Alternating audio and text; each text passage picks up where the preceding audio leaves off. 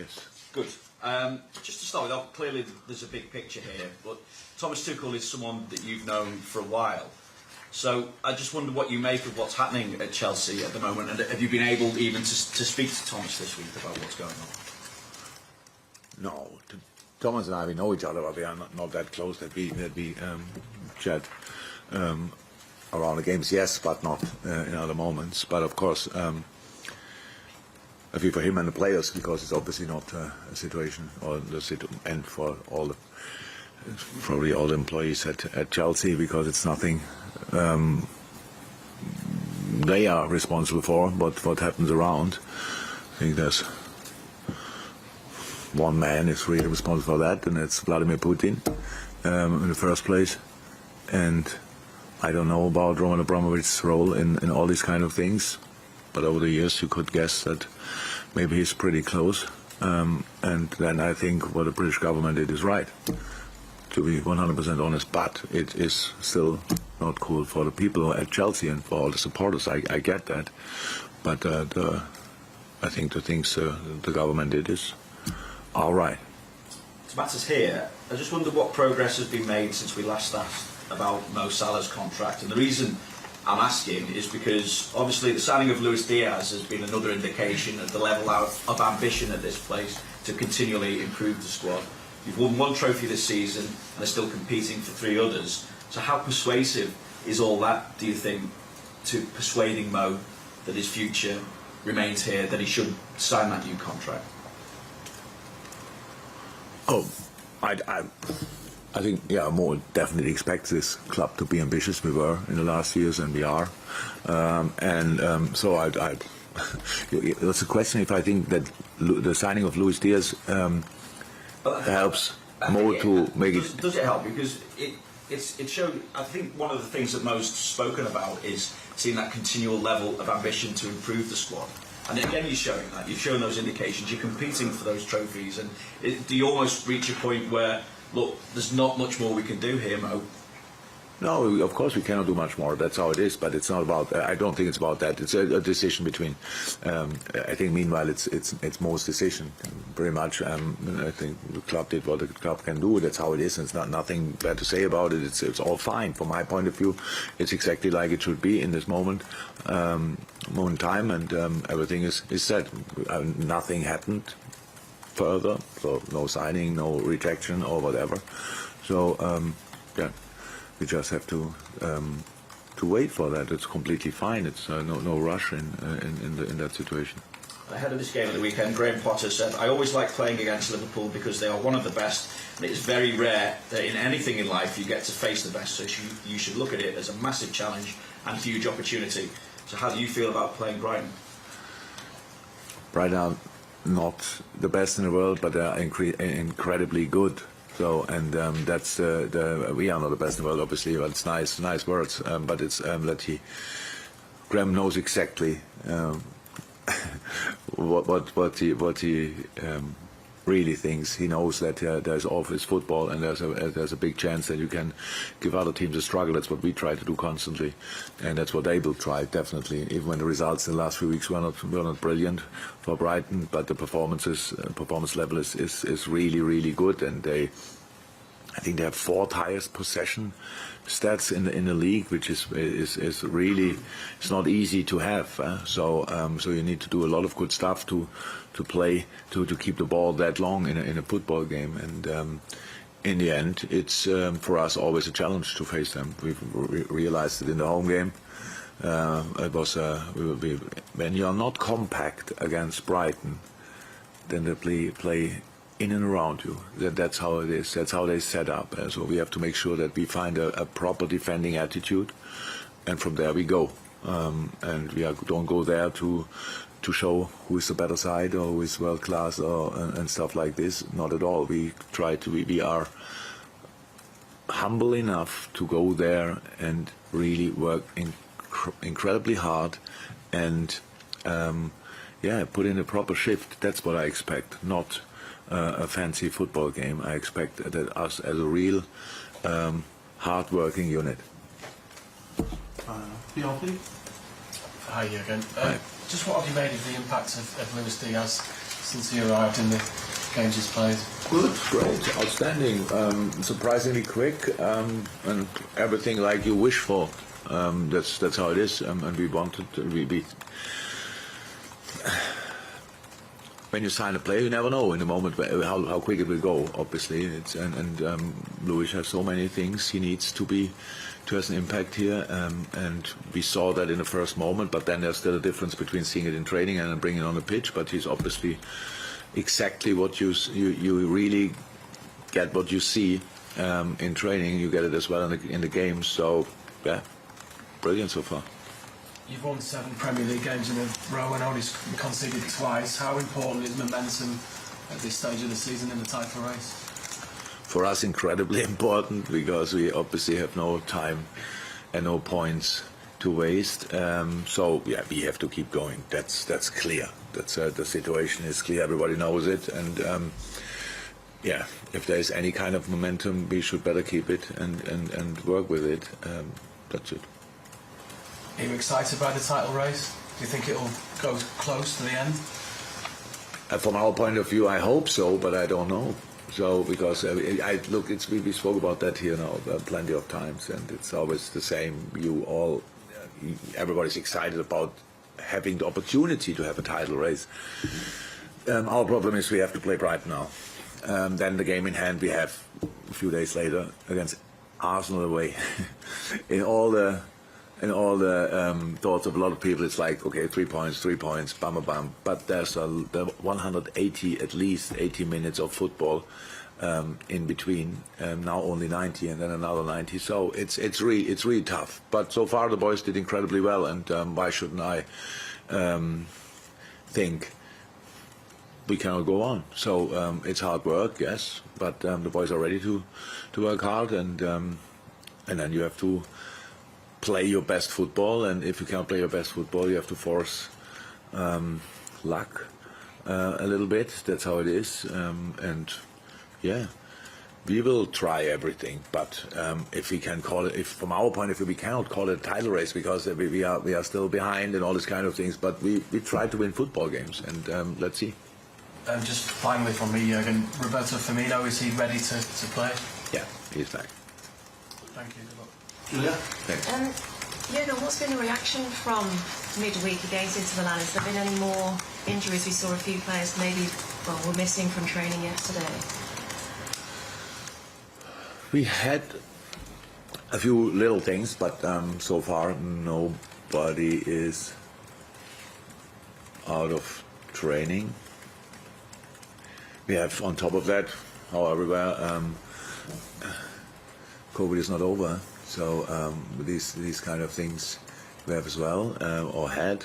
We will see how that's going on. We try absolutely everything to avoid this, but it's obviously not really possible.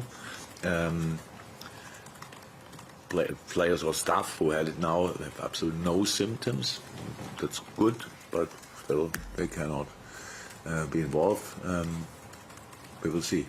But they come later today, so we train a bit later, and they're not here yet. And so far, I didn't get any news injury-wise.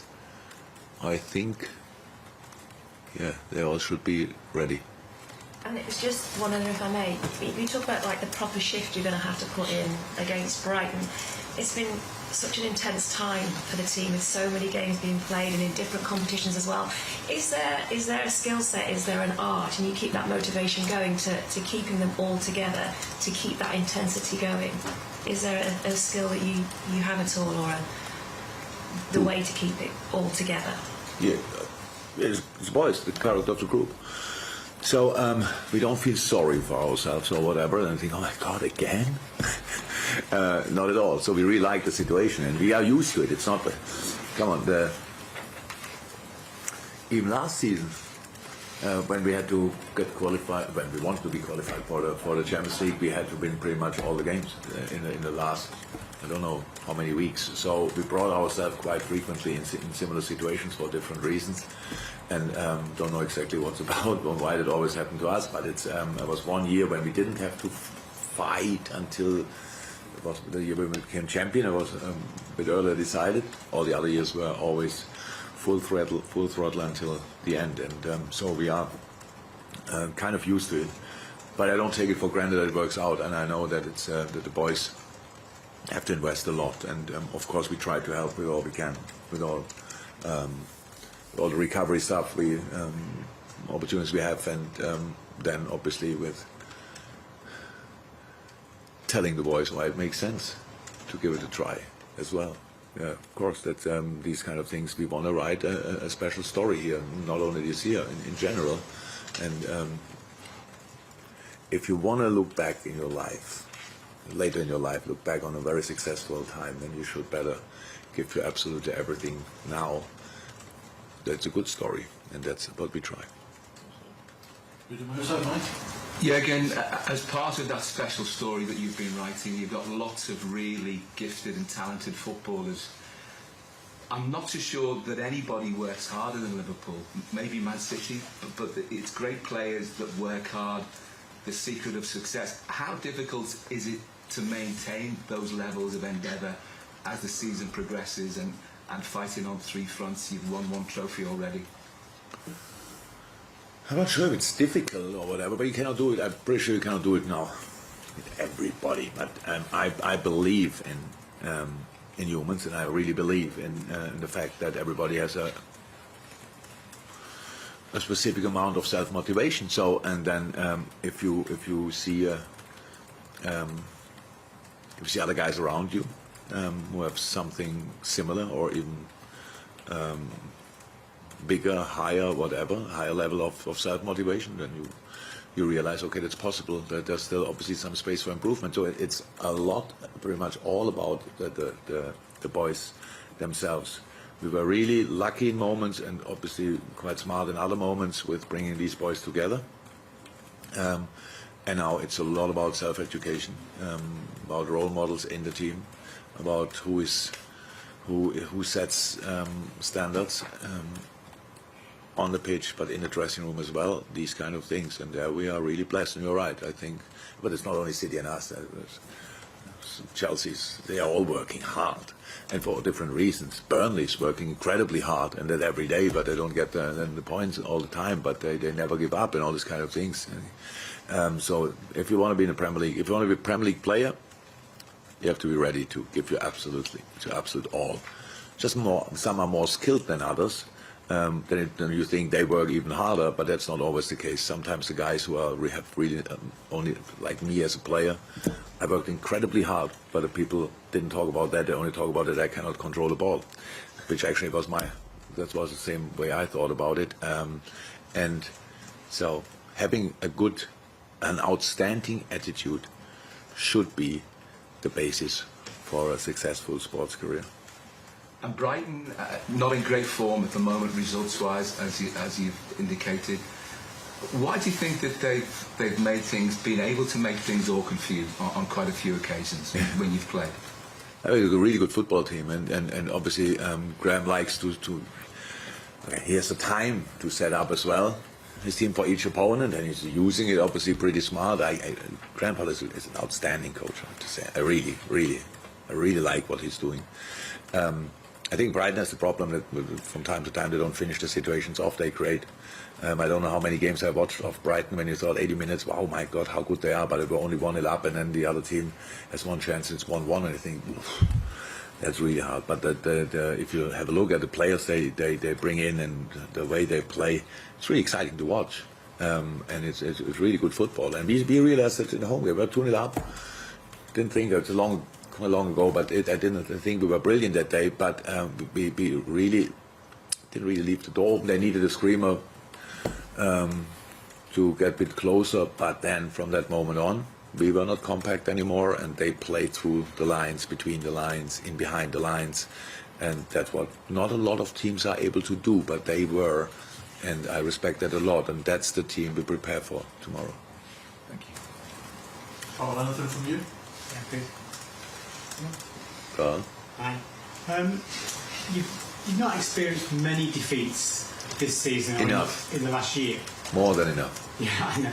But I'm wondering what the immediate reaction is from the players. I choose you as a special example because you lost, but you still went through. What the reaction from the players is immediately after defeat and in the days after defeat is. Do you see a difference in that? No, we are no good losers. I mean, we are, honestly, it's not like that, but it's not. But you have to. So I have usually after the game a little speech in the dressing room. So it's actually most of the time quite nice to say to the boys how good they were and stuff like this. Obviously in this game it was slightly different, but in the end I realized when I looked in the eyes, because I was in a better mood than the players when I came in, and I lost as well. So, but my first thought, we are through against a tough opponent. The boys' first thought was, wow, we lost. And both is fine somehow. It's always in life. Reaction is important. We have to see. We have to show reaction. We will. I'm pretty sure we will. Because in the game, the result is only the result. That I'm obviously very interested in the performance, and I didn't like parts of the performance, especially defensively. So, and that's now a good point to make before you play Brighton, because if you don't defend properly against Brighton, we have a problem. Definitely a problem. And our counter press was not even close to what I would have expected in this game. And we got punished for it. Do I like losing? No. Do I like the fact that if you don't do what the plan was, that you then get a knock for it? Yes, I would have been happy with a draw as well. It would have been enough of a knock, but now we lost. Or we could have won, and all this kind of thing. So you have to, with all the chances we had, then okay, some of them against 10 men, but before already.